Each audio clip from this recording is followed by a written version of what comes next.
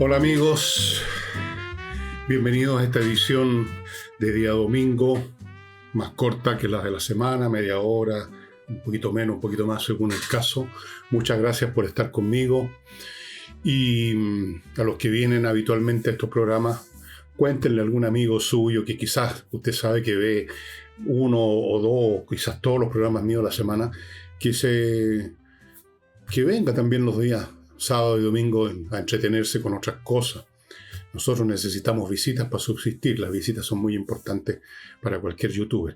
Y antes de entrar en materia con este programa que he titulado, y espero que mantengan el título, La Misión, quiero mostrarle algunos libros. Uno especialmente que me acaba de llegar, que me lo acaban de mandar de la editorial Edisur, que ustedes conocen, que es uno de nuestros sponsors. Tenemos una muy buena relación con ellos. Me han mandado un ejemplar precioso de una editorial española, de un libro que le he mencionado 1.000.000 de veces, El Quijote de la Mancha. Es esta edición. Muy bien hecha, miren ustedes cómo está adornado el lomo. Trae un marcador. Las ilustraciones son del gran ilustrador Doré. Están a lo largo de todo el libro. Así que si usted no ha leído este libro maravilloso, hay millones de ediciones y dice, bueno, ¿cuál escojo? Piensa en esta con ilustraciones de Doré, que fue un gran ilustrador, y vaya a comprarlo a la librería En Compañía 1025 de Edisur. Realmente no podía dejar de mencionar este libro que ustedes no me lo van a creer, yo he leído varias veces, El Quijote, en distintas ediciones, es lo único que cambia. Y probablemente voy a leer de nuevo esto porque nunca dejo de encontrar algo sabroso que se me había pasado en la lectura anterior. O me acordaba, pero a mí me gusta releer las cosas que me gustan, así como a todos nos gusta escuchar de nuevo la música que nos gusta, ¿no? No escuchamos solo una vez la sinfonía, los adioses de Haydn o lo que sea que nos guste, o a Frank Sinatra, la escuchamos 1.000 veces, o a Michael Jackson, si a usted le gusta Michael Jackson, ¿no? ¿Cantaba también o no? ¿O bailaba nomás? No tengo idea. Bueno, ahí está. Y ya que estamos en el libro, les recuerdo que está agotándose, si es que no se agotó ya, no tengo idea, Resurrección, el último libro de mi saga sobre los acontecimientos y los procesos, sobre todo mentales, culturales podríamos decir, de los últimos 15 años, los cambios que se han producido, los quienes llegaron al poder, cómo eran, qué es lo que podemos esperar del futuro, si es que podemos esperar algo, aquí en Resurrección. Y ya que estoy en libros, por última vez, porque no puedo hacerlo todas las veces, les recuerdo este libro, Pequeñas historias, grandes preguntas, cuentos filosóficos para niños, de Mauricio González, creo que es el nombre de, aquí se pone Maugo, sí, Mauricio González. Es un libro muy bonito. Yo obviamente no leo cuentos de niños y no sé si alguna vez pero leí uno o dos de estos para ver cómo estaban escritos y está muy bien escrito, son lindas las ilustraciones, un bonito libro para un niño que está empezando a leer. Bueno, ahora entro así en materia, amigos. Y también entro en materia tocando un tema literario. Hay un cuento, una historia de Jorge Luis Borges que no he podido ubicar. Yo tengo todas las obras de Borges, pero mi biblioteca es muy, muy grande y aunque he repasado página por página algunos, no he podido encontrar un cuento maravilloso que tiene que ver con el tema de hoy día. Hay varios cuentos parecidos, entre paréntesis, a este que les voy a contar yo. Hay varios cuentos parecidos, pero este consiste en lo siguiente. Hay un tigre enjaulado. El tigre recuerda con pesar su vida en las llanuras, en la selva, su libertad, y fue capturado y metido en una jaula, puede ser de un zoológico, y ahí se da vueltas y vueltas.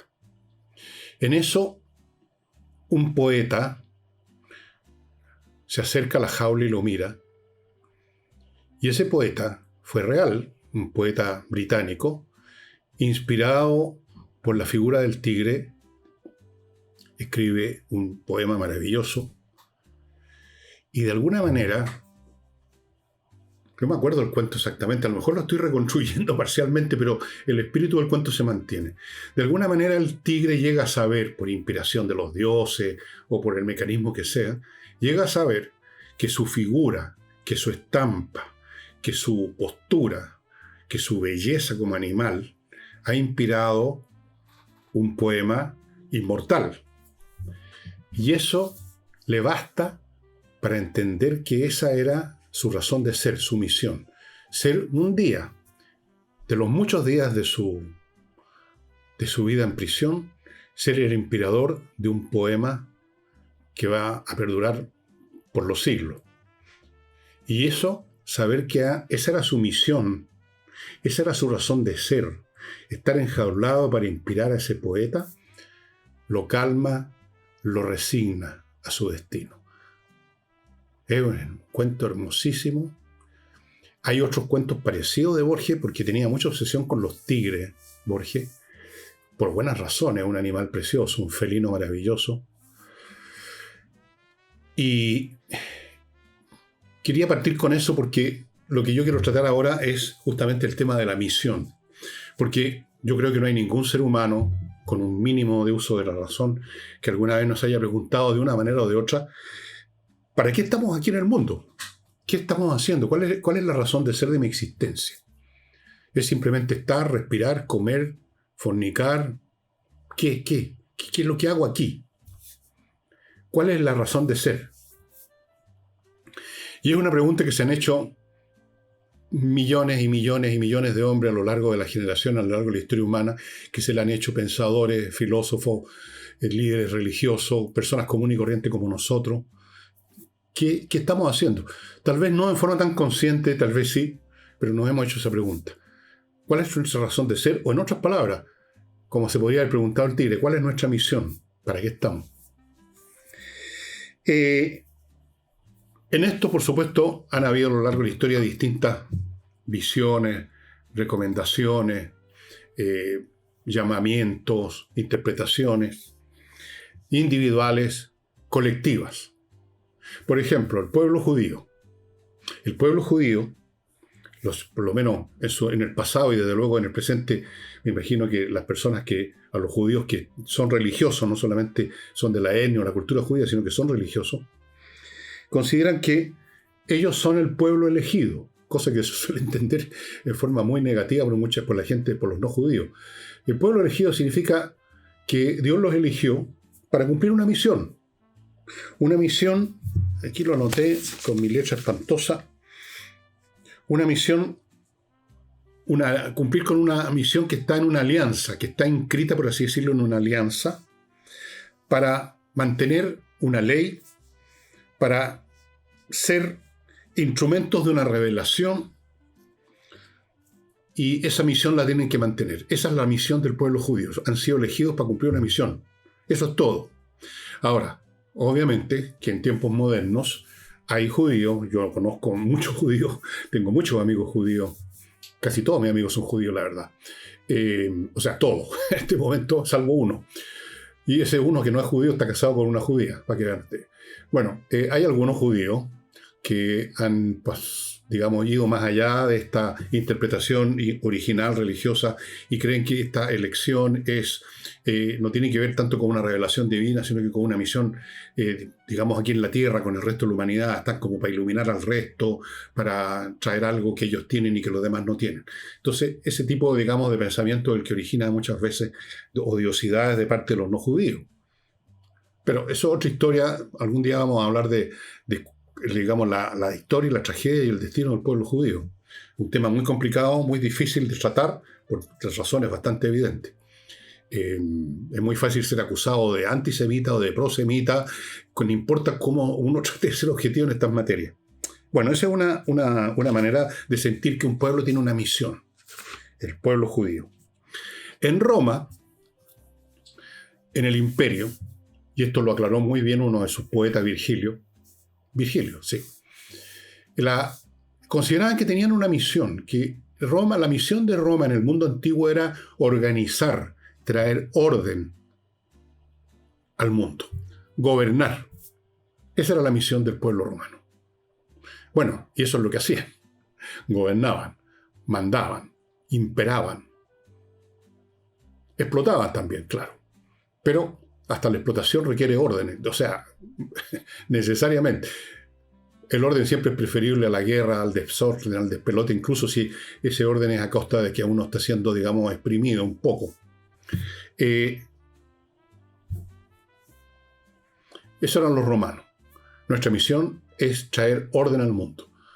A un mundo que había vivido infinitas guerras, que se estaba descomponiendo el modo, la estructura básica del mundo antiguo había entrado en conflicto hacía rato, vivía en conflictos, pero cada vez era más insostenible y el Imperio Romano vino a ser un poco como el 1, 2, 3 momia, por medio de la fuerza, por medio del imperio, del mandar. Así que esa era la misión del pueblo romano. Mucho antes de los romanos, en la época de esplendor de la cultura clásica griega, en la época de Aristóteles, habían concepciones filosóficas como las del propio Aristóteles. Aristóteles hablaba del telos. Telos es el fin que le corresponde a todas las cosas, a todas las entidades. El fin de una bellota es convertirse en un roble, por ejemplo. O sea, el telos, la misión de cada criatura es actualizar lo que está hecho en potencia. En la bellota no hay un roble todavía, hay una capacidad para llegar a ser un roble. Bueno, en la semilla de cualquier planta hay una potencia y se tiene que desplegar, y ahí hay que consumarse en su despliegue. Ese es el telos, el objetivo final, lo que explica la razón de ser y explica incluso su dinámica para adelante. Porque todo lo que hace la bellota, una vez que usted la entierra, es desarrollar el árbol. El roble que va a ser algún día, ahí va a crecer y va a durar por siglos quizá, está contenido en la bellota. Esa es su razón de ser y esa es la explicación y el motor de su dinámica. En el hombre, la realización de su excelencia. Ese es su telos. El telos del hombre es que cada cual realice su excelencia. Aquello que hay en él que puede convertirse y debe convertirse en excelencia. El objetivo de la vida del hombre no es ser feliz, o mucho menos todavía, como se usa en el lenguaje actual, pasarlo bien. No, eso es rasca. Eso habría dicho Aristóteles si hubiera nacido en Chile. Esto es rasca. El fin es realizar la forma más alta que es posible de acuerdo a sus potencias. Esa es la misión. No tirarse de cabeza como el tío de Pato Donald, el tío rico MacPato que se tira en su piscina con moneda de oro. No. O que se tira en este caso a los placeres físicos, al dinero, a tener hartos autos, a tener hartas minas. No. Eso conduce al hastío, además a la infelicidad más absoluta, dicho sea de paso. En cierto sentido, este concepto se asocia con otro que llamamos vocación. La vocación es responder a una exigencia interior que uno descubre en sí mismo, si la descubre. Cada quien en ese sentido tiene una misión. Cada quien podría encontrar en él algo, una exigencia que tiene que desarrollarse, una semilla que tiene que abonar, que tiene que sembrar, abonar, regar y hacer que se desarrolle. La misión puede ser el trabajo, un trabajo bien hecho, una cosa bien humilde. Las misiones no tienen que ser grandiosas. Pueden serlo, pero pueden no serlo. Y vamos a llegar más adelante a eso, de que en el sentido de todo ser humano, se lo sepa o no, tiene una misión y muchos la cumplimos. Ya lo veremos cómo. El trabajo, el oficio, las cosas bien hechas. Un gran sociólogo, pensador alemán, Max Weber, que yo creo que todos los estudiantes de sociología, por lo menos en mi época teníamos que estudiar a Max Weber, no sé ahora si se estudia a Max Weber o estudian simplemente a estos ideólogos pinganillas que han aparecido últimamente en algunos países, todos revolucionarios por supuesto. Bueno, era un gran sociólogo, el autor de ese libro, La ética protestante y el capitalismo. Decía que la vida adquiere dignidad, la vida nuestra, la vida humana, cuando se cumple, se vive esa vida como tarea, no buscando placeres, felicidad y muchas veces una felicidad entendida meramente como placeres. De hecho, yo diría, me atrevo a agregar, que si acaso uno puede obtener alguna felicidad cuando cumple con su deber, no de otra manera. Una satisfacción profunda que es casi el equivalente a la felicidad. He hecho lo que tenía que hacer. ¿Qué mejor que eso? Eso decía Max Weber.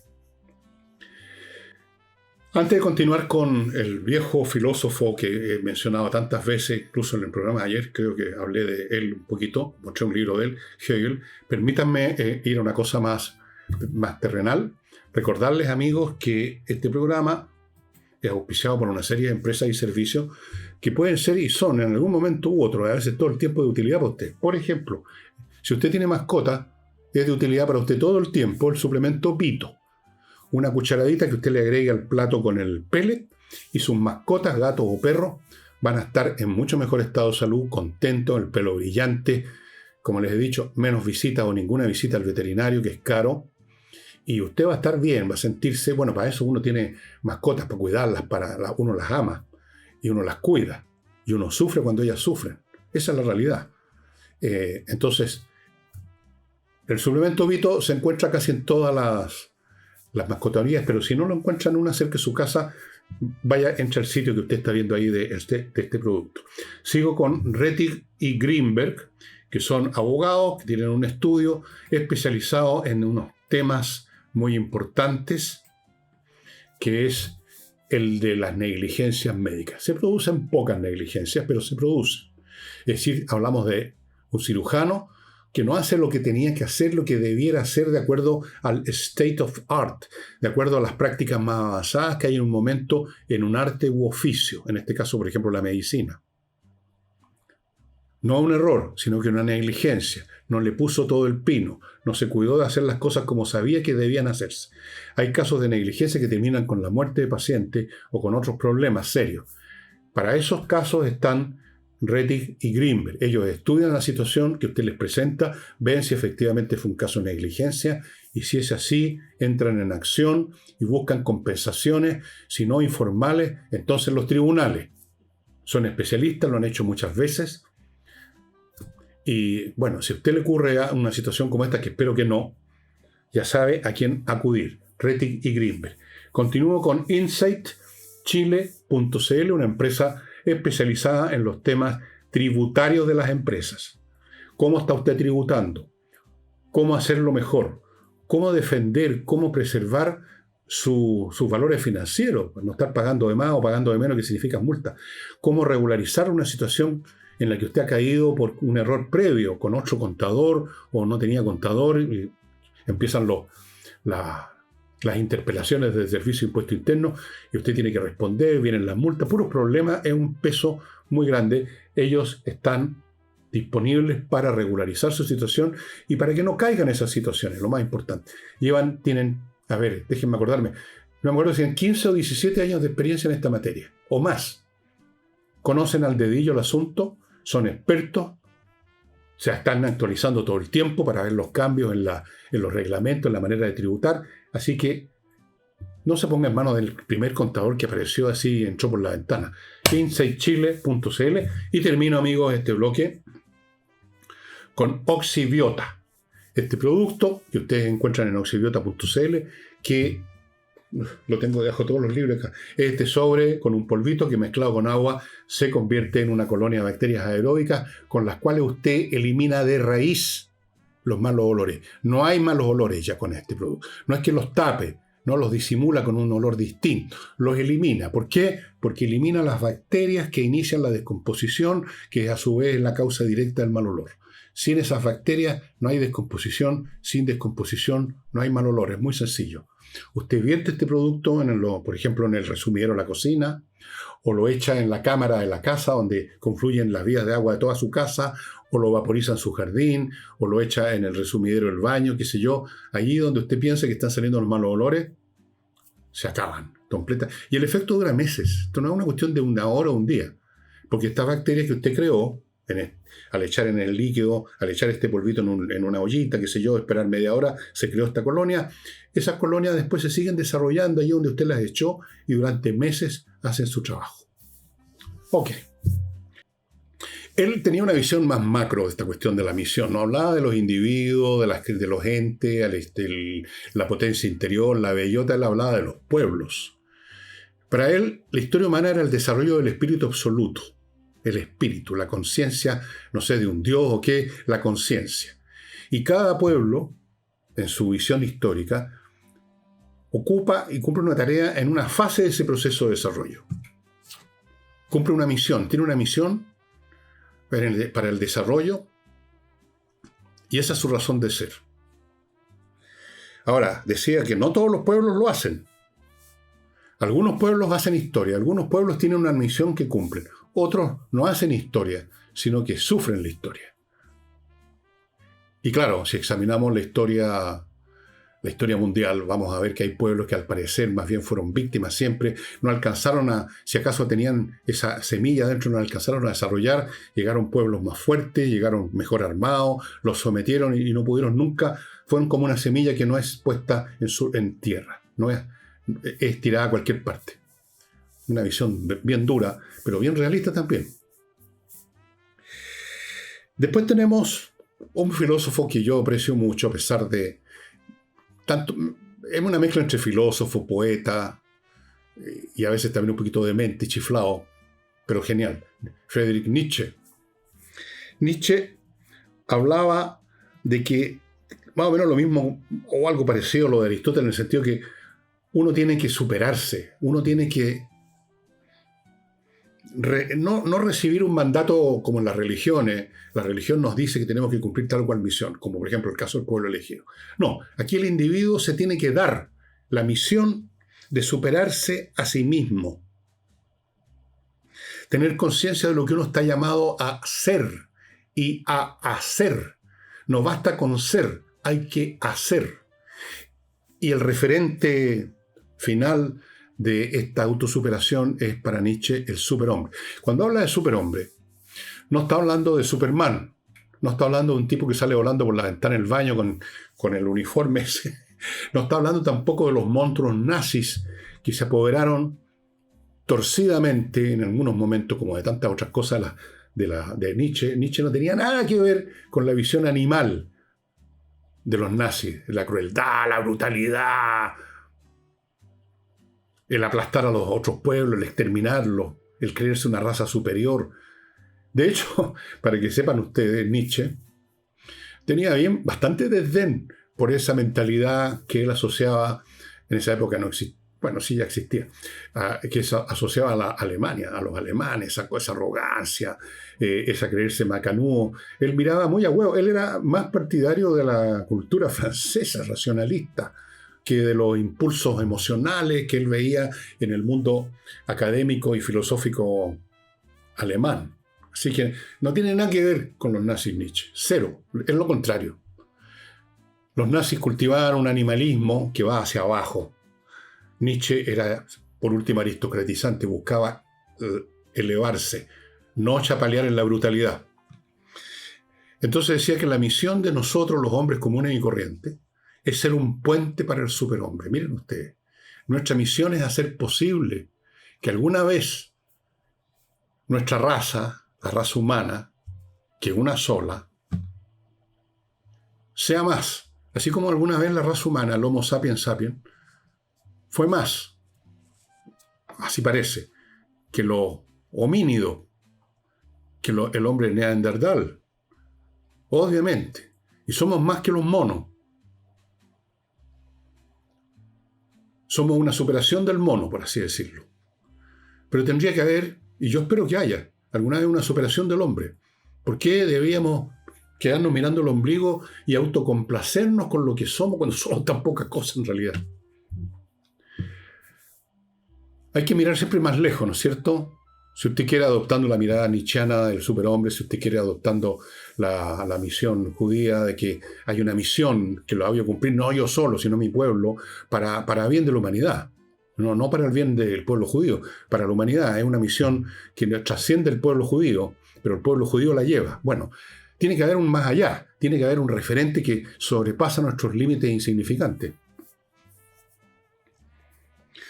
No muy distinto hablaba este filósofo español Ortega y Gasset, Los señores Ortega y Gasset, como decía un amigo mío en broma, él escribió mucho sobre esto y lo escribió muy bien y fue muy claro. Ortega y Gasset era un filósofo muy claro, una gran virtud que algunos filósofos, especialmente alemanes, olvidan. Uno tiene que tener conciencia, decía, de lo que está llamado a hacer. Nunca olvidarlo. O tratar de no olvidarlo, porque de hecho olvidamos todo el tiempo lo que somos y lo que debemos ser. Y hacer. Ahora, yo le he dado muchas vueltas a esto porque soy un hombre viejo y los hombres viejos nos ponemos a pensar en estas cosas, porque estamos en el crepúsculo, ya casi en la noche de nuestras vidas, y miramos para atrás y decimos, bueno, ¿qué hice de bueno? ¿De qué serví? ¿De qué sirvió mi vida? ¿Qué puedo hacer todavía en lo que me quede no sé, en el caso mío cuánto me quedará, pero nos queda poco, por supuesto. Yo tengo 77 años, ¿cuánto me puede quedar? Con mucha suerte, no sé. Pero estamos al final. Entonces, los viejos nos pensamos mucho. Quizás algunos están jubilados, más tienen más tiempo. Otros no. Algunos ancianos simplemente se echan a dormir, literalmente, en todos los sentidos de la palabra. Y a veces, y aquí yo quiero decir algo positivo, digamos, a veces nunca pensamos en eso. A veces hemos pensado, pero no sabemos cuál era la razón de ser de nuestra vida. Y mucho menos si hemos cumplido. Si no sabemos cuál era la misión, no sabemos si la cumplimos. Pero fíjense, yo pienso lo siguiente, y quiero contarles lo que pienso, pero antes de contarles lo que pienso, voy a contarles de mi último bloque de avisadores, también cosas que son de interés para ustedes. Por ejemplo, si usted, a propósito de la vejez, está ya al borde de iniciar los trámites de jubilación, sepa usted que hay muchas maneras de jubilarse y algunas son mejores que otras. Y ahí está el tema de don René Manso, que es un asesor previsional, trabajó mucho tiempo en la AFP en este tema, ahora por su cuenta asesora a las personas que están por jubilarse para que tengan la mejor jubilación.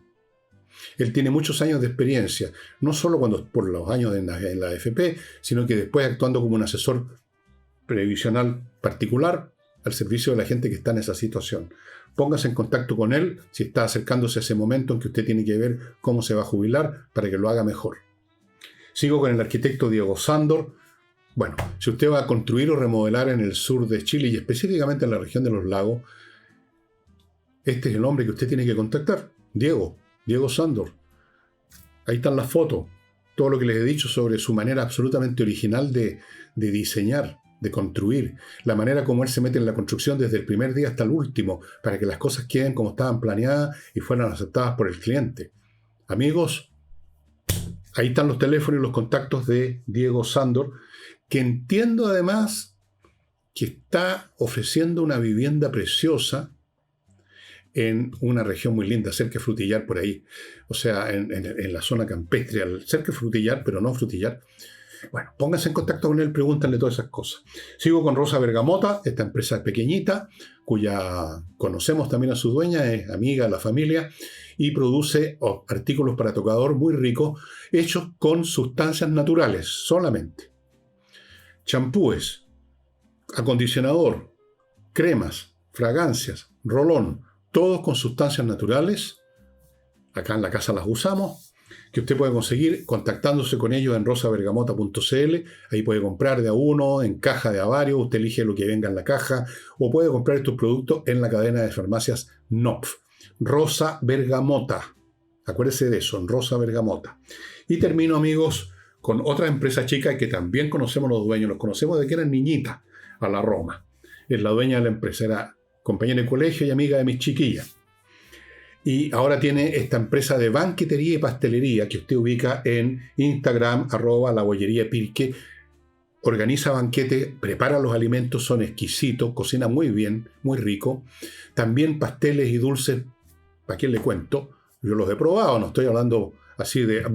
No, los he probado, amigos, y son fantásticos. Si usted está organizando un banquete, o un almuerzo muy grande, o una comida muy grande, usted no va a dar abasto para cocinar todo eso, contáctese con Instagram, @labolleriapirque. Y lo mismo dulces. Está pensando en un cumpleaños donde va a llegar un montón de chiquillos, cabros chicos, en el cumpleaños de su nieto, su sobrino, su hijo, y entonces hay que tener muchos dulces. Bueno, póngase en contacto con lo mismo. Instagram, @labollería_pirque. Bueno,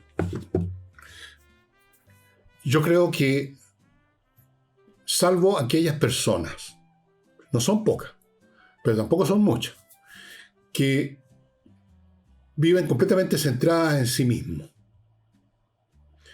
y en su concentración en su ombligo, rechazan la idea de tener familia, deciden mantenerse sin familia, no procrear. Bueno, si esas personas son como Leonardo da Vinci, que no procreó, pero era Leonardo da Vinci, creó la Gioconda y todas esas cosas, ok. Si usted no procreó y es Goethe, que tampoco tuvo hijo, pero creó Fausto. Pero si usted no es ninguna de esos genios, entonces su vida es estéril. Pero si usted tiene hijos, aunque usted jamás piense en una misión, aunque usted jamás se ponga a pensar en el futuro, aunque usted no se haga estas meditaciones sobre cuál es el sentido de mi vida, usted ha cumplido una misión. Sus hijos, o los hijos de sus hijos, o los hijos de los hijos de sus hijos, hasta la enésima generación, alguien o varios en esa rama, en esa ramificación cada vez más grande, alguien va a cumplir una misión. Alguien de ellos va a ser Einstein. En esta otra rama, alguien va a ser Leonardo da Vinci. Y va a ser posible porque usted procreó. Mantuvo la vida, que ya es una misión. La vida tiene que mantenerse, cuidarse, preservarse y expandirse. Esa es la misión de todo ente viviente. Pero además, está esta otra cosa que tenemos los seres humanos. La posibilidad que emerja una mente en algún momento de nuestra descendencia, que va a hacer un enorme aporte. Piensen ustedes en los antecedentes familiares de Mozart o de otros genios de estos que aparecen como de la nada. Padres que no tenían ninguna cosa especial, sus abuelos tampoco, sus bisabuelos, sus tatarabuelos. Usted se remonta y no pasa nada en este árbol genealógico. No hay nadie que destaca y de pronto aparece este fulano o fulana. Bueno, eso significa que toda esa genealogía para atrás, cada una de esas personas que en sus vidas oscuras y anónimas, que tuvo hijos, que tuvieron hijos, que tuvieron hijos, que tuvieron hijos, cumplieron, aunque no lo supieran, una misión. Todos tenemos una misión. Y ya con tener prole, estamos cumpliendo buena parte de esa misión. Y tenemos que ser como ese tigre. Ese tigre que está enjaulado, pero inspira un poema maravilloso. Y entonces entra en el reposo de decir, de sentir de alguna manera oscura, como puede sentir la mente de un tigre, que toda su razón de ser era esa, que un día llegara un poeta frente a la jaula y se inspirara en su postura para escribir un poema. No tenía claro el tigre, dice Borges, oscuramente entendió eso. Nosotros oscuramente podemos entender que nuestra misión es esa. Cuando usted procrea, cuando usted salva un animal que estaba botado en la calle, cuando usted rescata una mariposa que se había caído en un charco de agua y se estaba ahogando, cuando usted riega un árbol, cosas insignificantes que olvida a los 2 minutos quizás, usted está cumpliendo una misión. La misión más básica de todas, la preservación de la vida. Y la vida es lo más hermoso de la creación. Y si además ocurre que, como ser humano, que en algún momento de su descendencia alguien hace un aporte inmenso, que no habría podido hacer si ese ser no hubiera existido, y no habría existido si usted no lo hubiera procreado a su tatarabuelo. Bueno, usted cumplió una misión. Y si usted además, tercer nivel, encuentra que hay algo en usted que puede ser un aporte además personal, si usted descubre que hay algo en usted como Leonardo da Vinci debe haber descubierto en sí mismo, y usted trabaja para eso, más todavía, más cumplimiento, o sea, otro cumplimiento de misión. Efectivamente yo creo, y no es necesario ser creyente en Dios ni nada para esto, que si hay algo que tenga sentido en la existencia, en la vida en general, es esta ascensión hacia una complejidad y una espiritualidad cada vez más grande. Esto les sonará a ustedes muy religioso. Bueno, es religioso. No es necesario creer en un Dios personal, en Jehová, en Alá, o en Dios, o en Jesucristo, o en San Gabriel, o ninguna cosa, para entender que si hay un sentido, es la consumación de los tiempos en el espíritu absoluto. Tal vez estoy diciendo una estupidez completa y no hay ningún sentido y la vida es un caos sin sentido ninguno, como algunos piensan. Un revoluti de átomos chocando unos con otros y el cosmos no tiene sentido ninguno. Puede ser. Pero por Dios que cambia la vida cuando uno se siente que forma parte de una misión, de un proceso, de un sentido. ¿Cómo se llena la vida de uno? ¿Cómo se llena la vida de todo padre, que es realmente padre, cuando ve a sus hijos crecer, cuando ve a sus hijos desarrollarse? Para mí, uno de los momentos más felices de mi vida fue aquella noche que en la Facultad de Ciencias Físicas y Matemáticas vi a mi hija mayor recibir el título de ingeniera mecánica. Sentí que había cumplido una misión, me sentí orgulloso de ella y me sentí satisfecho hasta donde uno puede sentirse satisfecho a sí mismo porque había hecho lo posible para que eso ocurriera. Si no, la vida no es nada. No es nada. Absolutamente. Bueno, eso quería contarles, amigos. Espero que no les haya parecido todo esto un poco mesiánico o lo que sea, como quieran. Pero así lo siento, yo les quería contar esto. Porque fíjense, cuando uno interioriza este sentimiento de misión y se examina a sí mismo, y por último, si no tiene uno ningún talento que uno no tiene ni una pizca de Leonardo da Vinci, por lo menos uno puede ser un padre o una madre. Y ahí está cumpliendo su misión. Por lo menos uno puede salvar una criatura. Por lo menos uno puede plantar y regar un árbol. Por lo menos uno puede hacer algo. Y eso es una misión cumplida. Y no es una misión imposible como las películas de este actor que... No, está dentro de nuestras posibilidades. Adiós, gracias. Bien, amigos, eso sería todo por hoy. En la semana, por supuesto, volveremos a los temas habituales, políticos, etcétera, etcétera, como corresponde. Pero, qué sé yo. Y no olviden, antes de irme, a propósito del sentido de la vida, aquí el sentido de la vida para el Quijote era restablecer los valores de la caballería andante. No le funcionó, pero por Dios que le dio sentido a su vida mientras salía con Sancho Panza arriba de su Rocinante a desfacer en tuertos, a salvar a la gente. Y aquí está esta edición preciosa que está disponible, es realmente muy hermosa, con estas ilustraciones de Doré, que fue Gustave Doré, un gran ilustrador del siglo XIX. Aquí está la segunda parte. Esta edición los está esperando en Compañía 1025, en la librería de la editorial Edisur. Bien, amigos, sería todo por hoy. Muchas gracias y investigue cuál podría ser su misión. Y si no la encuentra, recuerde, ser papá, ser mamá, de verdad. Eso. Chao.